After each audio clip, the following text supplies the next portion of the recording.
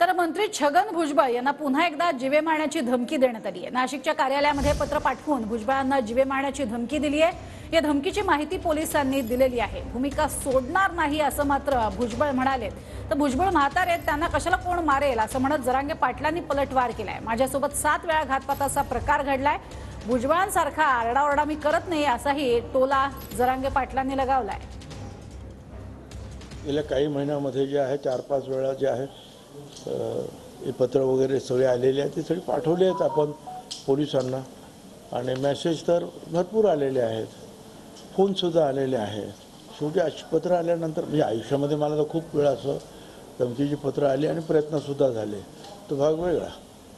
परंतु शेवटी आपण जर पोलिसांवर सोडून द्यायचं, तर घरी बसू शकत नाही, किंवा आपण घेतलेली जी भूमिका आहे, आयडिओलॉजी आहे, ती बदलू शकत नाही। आणि पोलीस त्याचा शोध घेतील, काय खरं आहे खोटं आहे। आम्हाला बेवासून सांगत नाहीत, आम्हाला 7 वेळेस असंच घडलेलं आहे, तरी आम्ही सांगितलं ना सरकारला। काल त्या साल्हेर किल्ल्यावर सुद्धा काय आहे आम्हाला माहीत होतं ना,